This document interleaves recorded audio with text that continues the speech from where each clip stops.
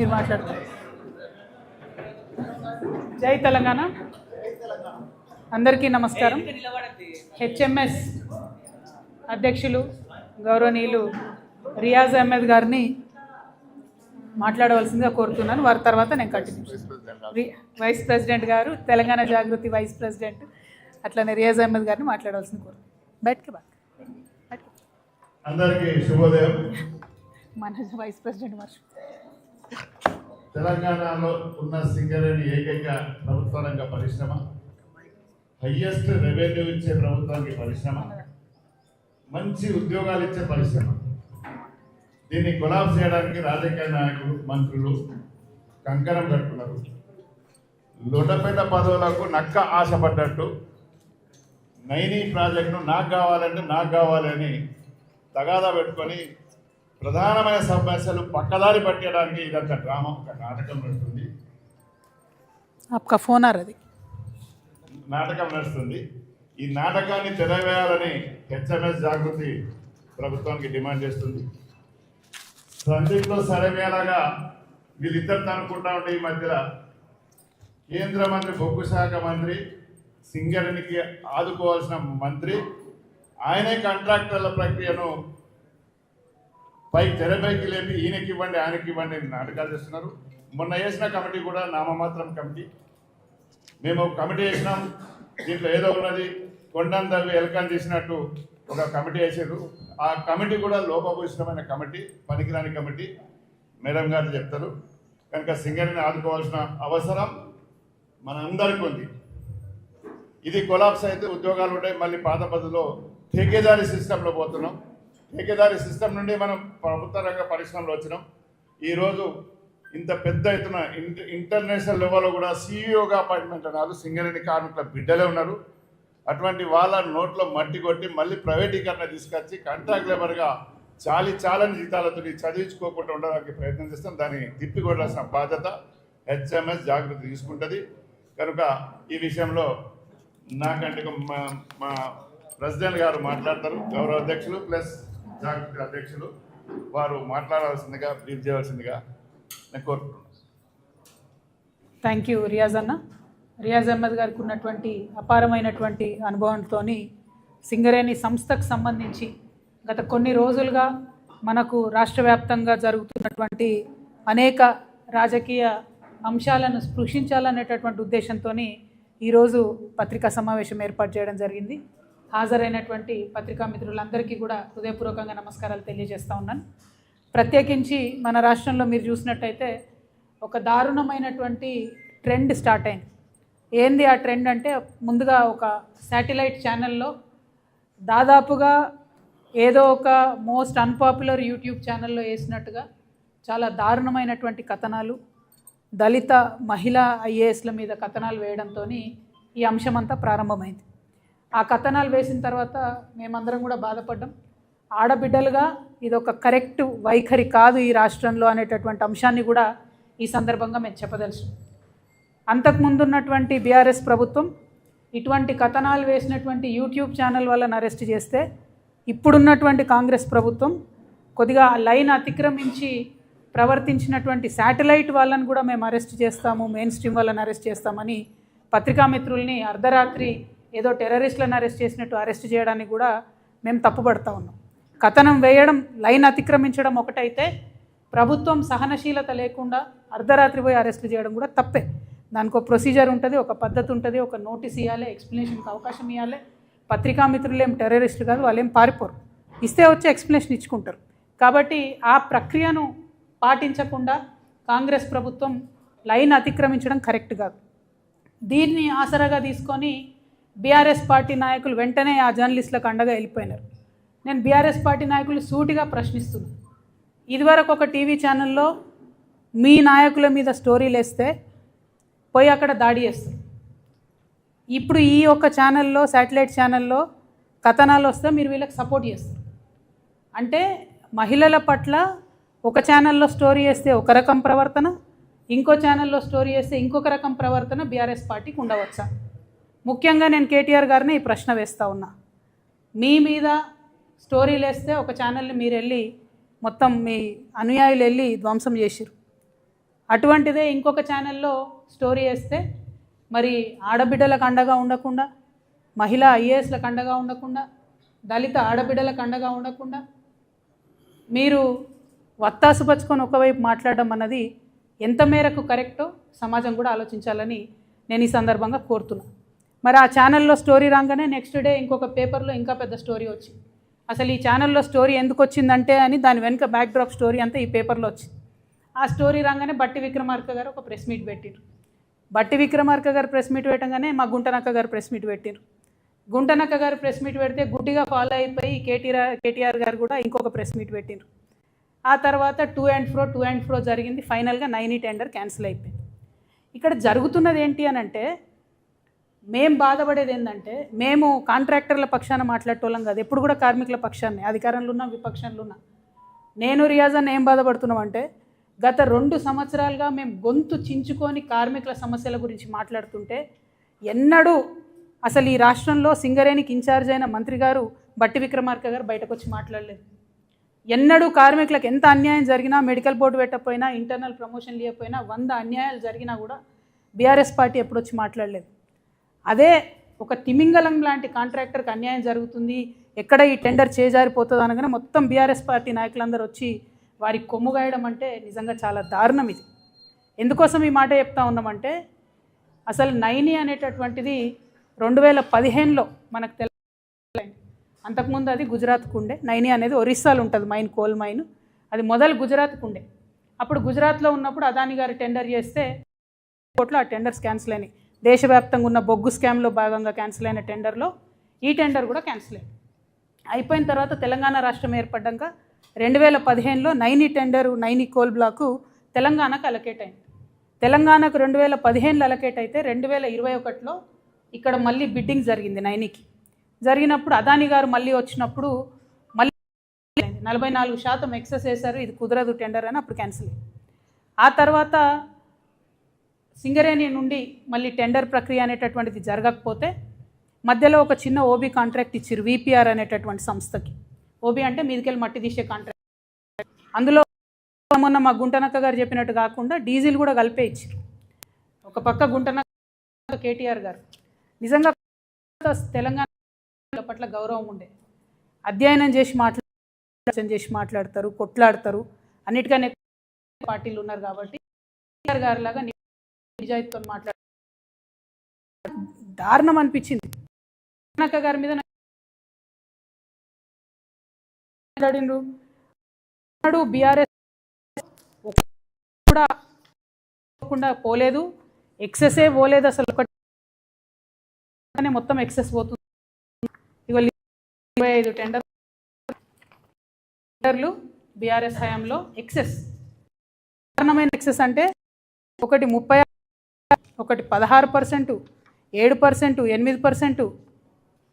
ఇవన్నీ జరుపుకుంటూ వచ్చి కాంగ్రెస్ వాళ్ళు ఏం సర్దపూసలు కాదు, వాళ్ళు మొత్తం ఎక్సెస్ చేసిండ్రు. ఈ సైట్ విజిట్ అనేటటువంటి నిబంధన ఏదైతే ఉందో, కంపల్సరీ సైట్ విజిట్, దానికి అధికారులు అటెస్టేషన్ చేయాలనే నిబంధన ఏదైతే ఉందో అది అంతకుముందు సింగరేణిలో వేరే వాటికి ఉండే. అంటే కోల్ హ్యాండ్లింగ్ యూనిట్స్కి, కోల్ వాషర్ యూనిట్స్కి, కన్వేయర్ బెల్ట్స్కి, వాటికి ఖచ్చితంగా సింగరేణిలో ఆ నిబంధన ఉండే. కానీ ఓబీకి లేకుండే. వీళ్ళు వచ్చిన తర్వాత ఓబీకి కూడా పెట్టిండ్రు. సో అది 100% కాంగ్రెస్ వాళ్ళు తప్పు చేసిరు. నిబంధన పెట్టడం, గ్లోబల్ టెండర్ అయితే పెద్ద పెద్ద వాళ్ళు ఫేస్లెస్గా టెండర్ జరగాలనే ఉద్దేశంతో ఈ సిస్టమ్ పెడితే తెలవాలి కాబట్టి వాళ్ళని తెలుసుకోవడం తప్పు చేసి డెఫినెట్గా ఆ విషయంలో ఎక్స్పోజ్ చేయడం మంచిదే బీఆర్ఎస్ ప్రతిపక్షంగా. కానీ అబద్ధాలు చెప్పారు. అంతకుముందు ఎన్నడూ కూడా టెండర్లలో ఎక్సెస్ పోలేదు అనడం చాలా. ఇప్పుడు ఇంకో కామెడీ ఏంటంటే, గుంటనక్క గారు, అదేవిధంగా నమస్తే తెలంగాణ, అదేవిధంగా టీ న్యూస్, అదేవిధంగా కేటీఆర్ గారు మొత్తం ఎంతసేపు దీన్ని ఎట్లా చేస్తున్నారంటే, స్మాల్ ఫిష్ను వదిలేసి బిగ్ ఫిష్, చిన్న చేప పిల్లను పట్టుకున్నట్టు అని కాపాడుతున్నారు. ఈ విషయం అంతా సృజన్ రెడ్డి అనేటోడు సీఎం బామ్మర్ది కాబట్టి, ఈయనకు టెండర్లు వచ్చినాయి కాబట్టి ఈయన కోసం ఇదంతా చేస్తున్నారని. వాస్తవానికి ఏంటంటే, నైని అనేటటువంటిది పెద్ద తిమింగలం మెగా కృష్ణారెడ్డి గారి కోసం. అది 25,000 కోట్ల అనేది. ఈ సృజన్ రెడ్డి అనే చిన్న చేప పిల్లకు 50 కోట్ల. సో ఈ 250 కోట్ల ప్రాజెక్ట్ పెద్ద తిమంగళాన్ని వదిలిపెట్టాలని గుంటనక్క అతి తీవ్రంగా చేస్తుంది. ఇక్కడ అంటే ఫస్ట్ నుంచి కూడా గారికి ఈ సృజన్ రెడ్డి ఇచ్చిందే, ఈ సృజన్ రెడ్డి అంటోనికి టెండర్ ఇచ్చిందే, ఈ సృజన్ రెడ్డి అంటోని కాంట్రాక్ట్ గుంటనక్క. ఆయన సృజన్ రెడ్డికి మొదటి కాంట్రాక్ట్ వస్తుంది. ఇదే సింగరేణి వచ్చినాయి బొగ్గు గనులు బీఆర్ఎస్ హయాంలో. అప్పుడు సృజన్ రెడ్డి రేవంత్ రెడ్డి బావమరదని. ఇవాళ నేనేమంటున్నా, ఎక్స్పోజ్ చేస్తున్నారు, కార్మికుల కోసం చేస్తురా, సింగరేణి సంస్థను కాపాడడం కోసం చేస్తురా, నిరోధించడానికి లేకపోతే కాపాడడానికి. ఆ విషయం ఇవాళ ప్రజల వద్ద నేను స్పష్టంగా చెప్పదలిచిన. ఇంకొక మాట ఈ గుంటనక్క ఏమంటారు, ఎంత దారుణం అంటే it is an insult to entire Dalit community. I'm telling you. బట్టి విక్రమార్క గారికి నేను లెటర్ రాయను, కిషన్ రెడ్డి గారికి రాస్తా. బట్టి విక్రమార్క గారు power minister, he has every power in his hand to cancel the tender. ఆయన చేసిండు కూడా నేను టెండర్ క్యాన్సల్. మరి మీకేమైంది లెటర్ రాయడానికి? ప్రధాన ప్రతిపక్షానికి ఉప ముఖ్యమంత్రి గారు, పవర్ మినిస్టరు, అట్లీస్ట్ మీరు రాయాలి కదా లెటర్. మేము అడుగుతూ ఉన్నాం, మేమేం డిమాండ్ చేస్తున్నామంటే అసలు ఈ ఎండిఓ సిస్టమ్ ఉండకూడదు. ఎండిఓ అంటే సులభంగా ఏంటంటే సింగరేణికి ఆల్రెడీ ఉన్న బొగ్గు గనికి కంప్లీట్గా లీజ్ ఇచ్చేటటువంటి వ్యవహారం. అంటే మట్టి వాళ్ళే తీసుకుంటారు, బొగ్గు వాళ్ళే తీసుకుంటారు, తీసుకున్న బొగ్గును కూడా వాళ్ళే అమ్ముకుంటారు. అట్లా కాకుండా సింగరేణికి మొత్తం ఇప్పటివరకు 19 ఓపెన్ కాస్ట్ మైన్లు ఉంటాయి, 22 అండర్ గ్రౌండ్ మైన్లు ఉంటాయి. ఈ 19 ఓపెన్ కాస్ట్ మైన్లలో వచ్చే లాభంతోనే 22 అండర్ గ్రౌండ్ మైన్లో అత్యవసరంగా వచ్చేటటువంటి లాభాలను సస్టైన్ చేస్తూ కంపెనీని నిలబెట్టుకుంటూ కార్మికులను కాపాడుకుంటూ ముందుకు పోతుంటారు. ఇప్పుడు ఉన్న మైన్లన్నీ మీరు వేరే వాళ్ళకి ఇచ్చేస్తే, ఆ ప్రాఫిట్ అంతా వేరే వాళ్ళకి వెళ్ళిపోతే సింగరేణికి ఏం మిగులుతుంది? ఇవాళ మేము చెప్తా ఉన్నాం, మార్చిలో కూడా సింగరేణికి జీతాలు ఇవ్వడానికి డబ్బులు లేవు. ఎందుకంటే అంతకుముందు బీఆర్ఎస్ గవర్నమెంట్లో 25,000 కోట్ల అప్పు ఉంది జెన్కో అని చెప్పి మొత్తుకునేది రేవంత్ రెడ్డి గారు సీఎం గారు. ఇవాళ దాదాపు 50,000 కోట్ల అప్పు ఉంది సింగరేణికి. జెన్కో నుండి రావాల్సింది, ట్రాన్స్కో నుంచి రావాల్సిన లెక్క పెడితే అవి ఇస్తలేరు. ఇవ్వకపోతే ఏం చేస్తుంది? సింగరేణి జీతాలు ఇవ్వాల్సిన ప్రతిసారి కూడా బ్యాంకుకు పోయి అప్పు తెచ్చుకుంటాం, మళ్ళీ దానికి మిత్తి కట్టాలి, మళ్ళీ నెక్స్ట్ మంత్ జీతాలకు మళ్ళీ పోవాలి, మళ్ళీ అది బర్డెన్ అవుతుంది. సో అల్టిమేట్గా ఆల్రెడీ నష్టాలలో ఉన్న సంస్థను పూర్తిగా కిల్ చేసేటటువంటి ప్రయత్నం తప్పితే ఇది సింగరేణికి కానీ, సింగరేణి కార్మికులకు కానీ, తెలంగాణకు కానీ లాభమయ్యే అంశం కాదు. మేము తెలంగాణ జాగృతి తరఫున బట్టి విక్రమార్క గారికి ఉత్తరం రాస్తూ ఉన్నాం. ఎండిఓ సిస్టమ్ దయచేసి రద్దు చేయండి. మీరు ఆల్రెడీ 9 టెండర్స్ రద్దు చేసిండ్రు. Let Singareni do it's open cast in 9. ఎందుకు చేయలేం మనం? అక్కడెక్కడో రాజస్థాన్లో పోయి పవర్ ప్లాంట్ పెడతారు, ఇంకెక్కడో గుజరాత్లో పోయి ఇంకో ప్లాంట్ పెడతారు. ఒరిస్సాకు పోయి మీరు చేయండి ఓపెన్ కాస్ట్, ఎందుకు చేయరు? ఇప్పుడు ఈ ప్రైవేట్ కాంట్రాక్టర్ కూడా పోవాల్సిందే కదా. మీరు ఒరిస్సాకు పోయి ఓపెన్ కాస్ట్ చేస్తే అక్కడ వచ్చే ఉద్యోగం వచ్చే పిల్లాడు మనోడు వస్తాడు, తెలంగాణ వాడుకు 2 లక్షల రూపాయలు వస్తుంది, జీతాలు వస్తాయి, లాభాలలో వాటా వస్తుంది. ఆ లాభం 25,000 కోట్ల లాభం సింగరేణికి యాడ్ అవుతుంది. నా కార్మికుడికి ఆ లాభాలలో వాటా వస్తుంది. ఎండిఓ విధానం రద్దు చేయాలి. ఇదివరకు బీఆర్ఎస్ గవర్నమెంట్లో తాడిచెర్ల బ్లాక్ 1ని ఎండిఓ కింద ఏఎంఆర్ అనే కంపెనీకి ఇచ్చిండ్రు. ఇస్తే ఇప్పుడు అందులో లాభాలలో ఏ వాటా కూడా మనకు రాదు కదా. అది జెన్కోకి ఇచ్చిండ్రు, జెన్కో నుంచి ఏఎంఆర్కి ఇచ్చిండ్రు. ఏదొచ్చినా ట్రాన్సాక్షన్ వాళ్ళకైతుంది, మనకు పీనట్స్ వస్తాయి లీజ్ అమౌంట్. కోల్ అమ్ముకునే డబ్బు రాదు. మళ్ళీ ఘోరమైన విషయం ఏంటంటే తాడిచెర్ల కూడా గ్రేడ్ 9 కోల్, 9 కూడా చాలా మంచి గ్రేడ్ కోల్, 6,000 పైచిలకు ఒక టన్నుకు ధర వచ్చే కోల్, 4,000 3,500 వచ్చే కోల్ కాదు అది. దీన్ని 25 సంవత్సరాలకు మీరు ఆ పెద్ద తిమింగలానికి కట్టబెట్టే ప్రయత్నం చేస్తున్నారు. కాంగ్రెస్ పార్టీ యొక్క అవినీతిని గమనిస్తూ ఉన్నారు తెలంగాణ ప్రజలు. దయచేసి ఈ విధానాన్ని రద్దు చేసుకోండి. ఈ టెండర్ మీరు ఆల్రెడీ క్యాన్సిల్ చేసి అట్లనే ఉంచండి, క్యాన్సిల్ చేయండి. కానీ at the same time BRS యొక్క డొల్లతనాన్ని కూడా మేమందరం కూడా గమనిస్తూ ఉన్నాం.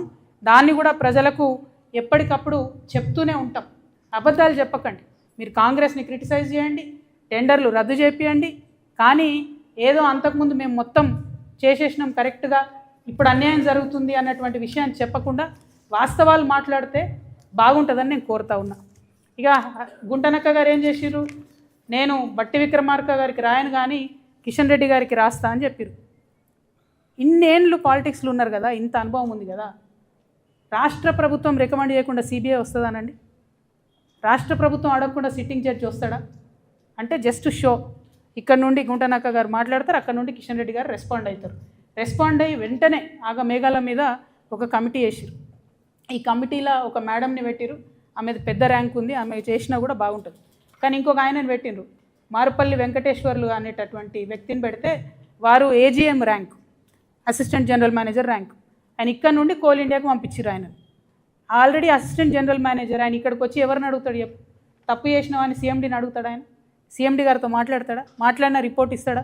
ఎందుకంటే ఈయన డిప్యూటేషన్ మీద పోయిండు, అయిపోయినాక మళ్ళీ వచ్చి సింగరేణిలో పనిచేయాలి. ఇది ఎందుకు వేసినట్టు అసలు ఈ కమిటీ అన్నది అర్థమవుతలేదు. కిషన్ రెడ్డి అన్నగారు దీనికి సమాధానం చెప్పాలి. ఇది కరెక్ట్ కాదు. నిజంగా మీరు వాస్తవాలు నిగ్గుదేల్చాలనుకుంటే సైట్ విజిట్ కంపల్సరీ అనే నిబంధనను క్యాన్సిల్ చేయాలి.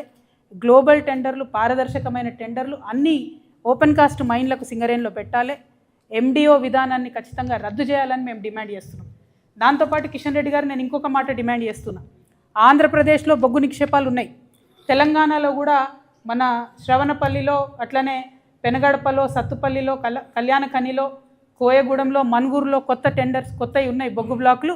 అవన్నీ కూడా ఇవ్వాలని చెప్పి నేను అవన్నీ కూడా తెలంగాణకు సింగరేణికి అలొకేట్ చేయాలని చెప్పి కిషన్ రెడ్డి గారిని నేను డిమాండ్ చేస్తూ ఉన్నాను. మీరు అది చేయకుండా మేమేదో మైనారిటీ స్టేక్ హోల్డర్సు, మాకు సింగరేణిలో ఏం చేయడానికి లేదు కాబట్టి ఏదో మేము పాపం చూసుకుంటా నిల్చుంటున్నాం అని చెప్పి చెప్పడం కరెక్ట్ కాదు.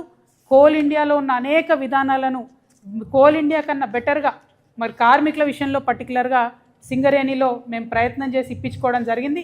కాబట్టి కిషన్ రెడ్డి గారు మరి ఖచ్చితంగా కార్మికుల సంక్షేమం కోసం కూడా మాట్లాడాలి. త్వరలోనే సింగరేణిలో ఎన్నికలు కూడా రాబోతూ ఉన్నాయి. మరి అధునాతమైనటువంటి ఫార్మసీలో మందులు కావచ్చు, హాస్పిటల్స్ మంచిగా చేయడం కావచ్చు, పెండింగ్ ఉన్నటువంటి ఆఫీసర్స్ బిల్లులు కావచ్చు, పెండింగ్ ఉన్నటువంటి కార్మికుల బిల్లులు కావచ్చు, పెండింగ్ ఉన్నటువంటి రిక్రూట్మెంట్స్ కావచ్చు, ఇవన్నీ కూడా మరి కిషన్ రెడ్డి గారు దగ్గరుండి ప్రయత్నం చేసి సింగరేణి కార్మికులకు ఇప్పియాలని కూడా నేను కోరుతా ఉన్నాను. మరి ఒకటి కాదు, రెండు కాదు, బీఆర్ఎస్ హయాంలో కూడా ఇదే నిబంధన వేరే వేరే డాక్యుమెంట్స్లో ఉండే అని చెప్పడానికి ఇవన్నీ సింగరేణివే, వేరే వేరే కాదు, ఇవన్నీ ఉన్నాయి. ఇవన్నీ దాచిపెట్టి మరి బీఆర్ఎస్ పార్టీ మాట్లాడడం అన్నది కరెక్ట్ కాదు. ప్రధాన ప్రతిపక్షంగా ఉన్నప్పుడు మీరు ప్రజల పక్షంగా ఉండాలి తప్పితే కాంట్రాక్టర్ల పక్షాన ఉండకూడదు. ఇది కరెక్ట్ కాదని చెప్పి నేను మీకు కోరుతా ఉన్నాను. మరి దీంతోపాటు నిన్న మొన్న నేను ప్రెస్లో చూసిన మా మహేష్ కుమార్ గౌడ్ గారు మా నిజామాబాద్ కాబట్టి ప్రేమతో అన్న అని పిలుస్తున్నా. కాంగ్రెస్ పార్టీలు ఉన్నా కూడా అన్న అని పిలిచే వ్యక్తులలో ఆయన ఒక్కరు కాబట్టి మహేష్ కుమార్ గౌడ్ గారు చిట్ చాట్లో చెప్పిరని విన్నా. నేను స్వయంగా ఆయన బయట అయితే చూడలేదు. అదేందో నేను కాంగ్రెస్లోకి వస్తా అంటే ఆయన వద్దన్నాడట. నేను మహేష్ అన్నని చెప్తున్నా, అన్న కాంగ్రెస్లో ఏం లేదు, అది లూజింగ్ పార్టీ, ఓడిపోయే పార్టీ. నెక్స్ట్ టైం కాంగ్రెస్ రాదు తెలంగాణలో. నెక్స్ట్ టైం తెలంగాణలో మా జాగృతి పార్టీ గెలుస్తుంది. మిమ్మల్నే మహేష్ కుమార్ గౌడ్ గారిని నేను జాగృతిలోకి ఇన్వైట్ చేస్తున్నా. మీకున్న ఎక్స్పీరియన్స్తోని మీకు మంచి పోస్ట్ ఇస్తామన్నా, నేషనల్ కన్వీనర్ ఇస్తాం, మీకు మంచి పోస్ట్ ఇస్తాం, మీరే రండి. మేము చాలా సీరియస్ పొలిటికల్ పార్టీగా చాలా పెద్ద ఎత్తున ప్రజల వద్దకు వెళ్తాం. భగవంతుడి దయతోని, ప్రజల దయతోని తిరుగులేని రాజకీయ శక్తిగా ఈ రాష్ట్రంలో ఆవిర్భవిస్తాం. కాబట్టి మీరు నన్ను బద్నాం చేసే ప్రయత్నం చేయొద్దు. నేను వస్తాను కాంగ్రెస్ పార్టీలోకి మీకు చెప్పడం, మీరు వద్దనడం, ఇవన్నీ మీకు కలవడ్డది కావచ్చు అన్న. ఏమనుకోతే ఎవరికైనా చూపించుకోరు, జర బొట్టు గిట్టు పెట్టించుకోరు. నా రిక్వెస్ట్ ఏంటంటే ఇటువంటి ప్రయత్నాలతోని నా వ్యక్తిత్వాన్ని దెబ్బతీసే ప్రయత్నం చేయొద్దు. మేము మంచిగా మా పార్టీ తయారు చేసుకుంటున్నాం, విధి విధాలను తయారు చేసుకుంటున్నాం, కమిటీలు వేసుకున్నాం, మంచి జోరుదారు తయారీలు ఉన్నాం మేము. అంతేగాని ఎవరి కోసం వెయిట్ చేస్తలేం. సమయం వచ్చినప్పుడు ఖచ్చితంగా ముందడుగేస్తాం, సమయం సందర్భాన్ని బట్టి ముందుకెళ్తాం. ఇటువంటి ప్రయత్నాలు చేయొద్దని కాంగ్రెస్ పార్టీ నాయకులకు మాత్రం నేను తెలియజేస్తూ, ఇక్కడున్న పత్రికా మిత్రులకు, సింగరేణి కార్మికులకు ముఖ్యంగా మేము మీకు భరోసా ఇస్తున్నాం. ఈ రాష్ట్రంలో ఎవరు కొట్లాడకున్నా హెచ్ఎంఎస్ తెలంగాణ జాగృతి సింగరేణి కార్మికుల పక్షాన నిలబడుతుంది. మెడికల్ బోర్డు కోసం కొట్లాడుతుంది, అలియాస్ నేమ్స్ కోసం కొట్లాడుతుంది, ప్రతి ఒక్క అంశం కోసం కొట్లాడుతుంది అని చెప్పి ఈ సందర్భంగా తెలియజేస్తూ మీ దగ్గర సెలవు తీసుకుంటున్నాను. Thank you. జై తెలంగాణ, జై తెలంగాణ. మా టీం పోతుంది. ఎస్ సారీ, మా రియాజ్ అన్న గారు నాకు పొద్దున్నే చెప్పిను, నేను చెప్పడం మర్చిపోయినా. నైని సైట్ చూడడానికి హెచ్ఎంఎస్ తరఫున ఒక డెలిగేషన్గా వారు అక్కడికి వెళ్తారు. మరి అక్కడ జరుగుతున్నది ఏంది, ఉన్నదేంది. ఒరిస్సాలో 2-3 మంచి సిస్టమ్స్ ఉన్నాయి.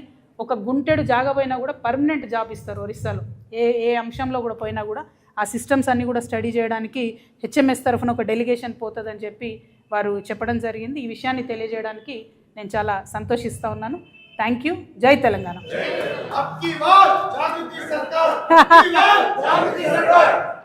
పార్టీ అయినాక ఇప్పుడు థ్యాంక్ యూ. జై తెలంగాణ.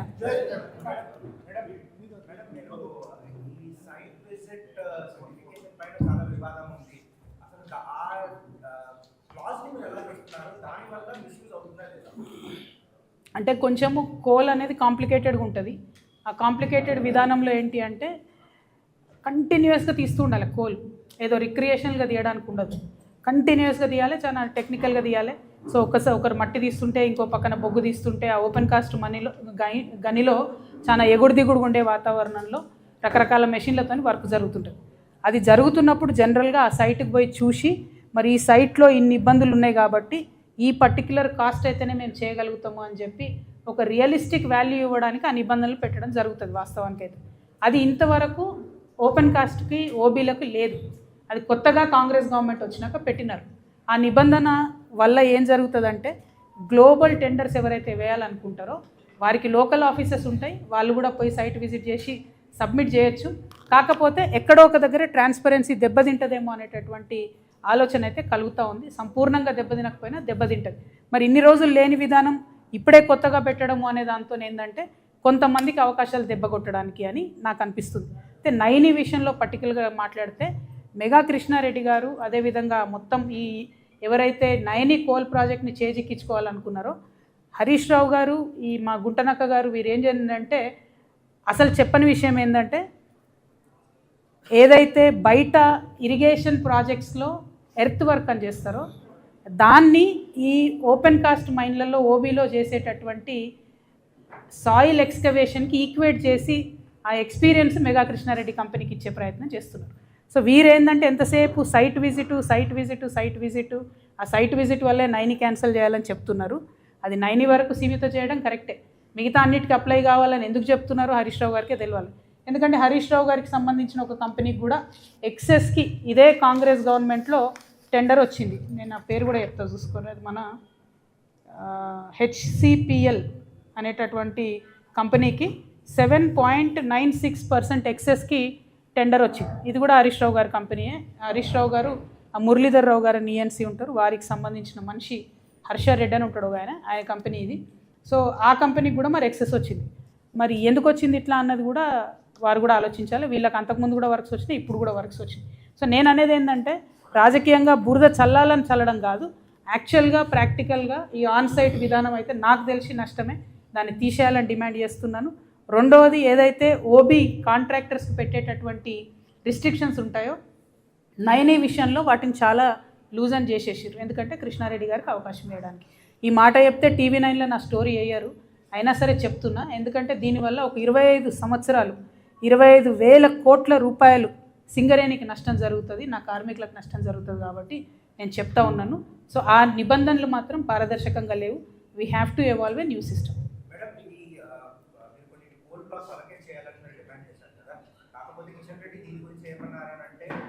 సుప్రీంకోర్టు నిబంధనల ప్రకారం ఆప్షన్లో సింగరేణి పాల్గొవాలి, అది కొన్ని ఆప్షన్స్లో పాల్గొకపోవడం దురదృష్టం, దానివల్ల వాళ్ళకి దక్కట్లేదు అనేది. ఎగ్జాక్ట్లీ నేనేమంటున్నా అంటే సింగరేణిలో కోల్ ఇండియా కూడా ఉంది కదా, coal India is a partner. కాబట్టి కోల్ ఇండియా సింగరేణి రెండు హెల్తీగా ఉండాలంటే ఉన్న కోల్ బ్లాక్స్ మనకు రావడం కరెక్ట్. ఆంధ్రప్రదేశ్లో కానీ తెలంగాణలో కానీ సింగరేణి అంత ఎక్స్పీరియన్స్ ఉన్నటువంటి ఇంకొక కోల్ మైనింగ్ కంపెనీ లేదు. లేనప్పుడు కన్విన్స్ చేసి మనది కొత్త రాష్ట్రం కాబట్టి, మొత్తం భారతదేశంలోనే మనది కొత్త రాష్ట్రం కాబట్టి కొంచెం ఎక్స్ట్రా ఎఫర్ట్ పెట్టి కిషన్ రెడ్డి గారు ఈ సాయం చేయాలని కోరుతున్నాను. నేను రూల్స్కి వ్యతిరేకమా అన్నది కాదు, ఎగ్జామ్షన్ ఇవ్వచ్చు కదా. గుజరాత్ విషయంలో అనేక ఎగ్జామ్షన్స్ ఇచ్చినారు, ఎన్నికల సమయంలో బీహార్ విషయంలో అనేకమైన ఎగ్జామ్షన్స్ ఇచ్చిండ్రు, మనకెందుకు ఇవ్వరు? ఇచ్చే విధంగా ఎందుకు ప్రయత్నం చేయరు? మరి ఆ మాత్రం ప్రయత్నం చేయకపోతే 8 మంది బీజేపీ ఎంపీలు ఎందుకున్నారు అనేది నా ప్రశ్న. Thank you.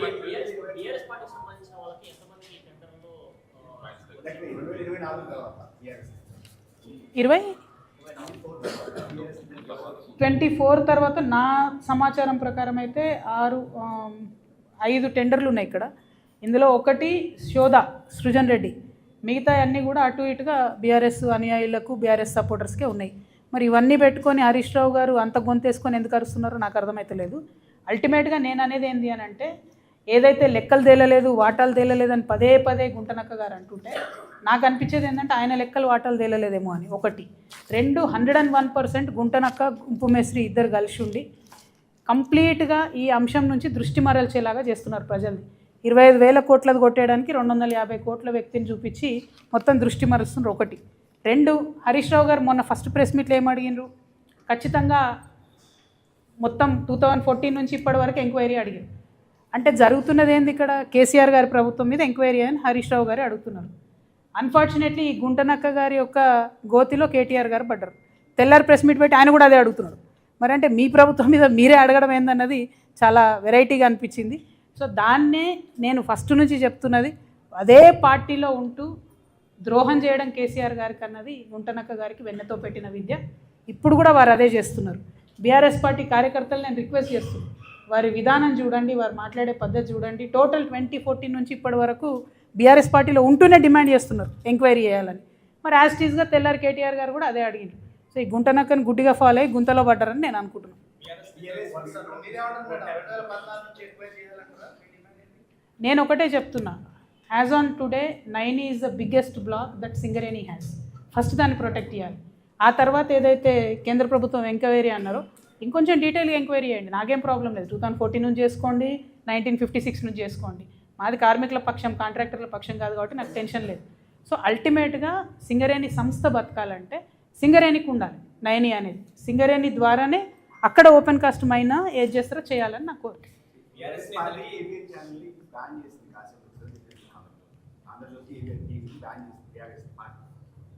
నీకేమో బీఆర్ఎస్ ఇష్టం, అది ఎవరేం చేస్తారు. కొన్ని రోజులలో ప్రజలే బ్యాన్ చేస్తారు బీఆర్ఎస్.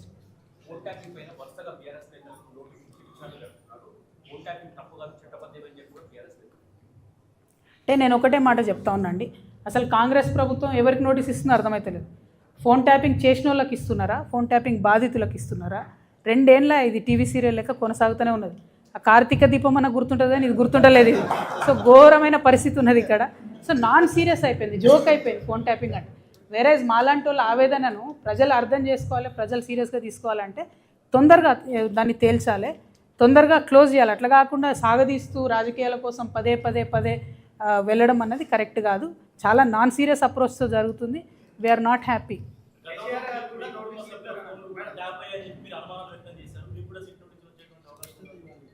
నాకు తెలియదు, ఏమో చూద్దాం, వచ్చినప్పుడు చూద్దాం.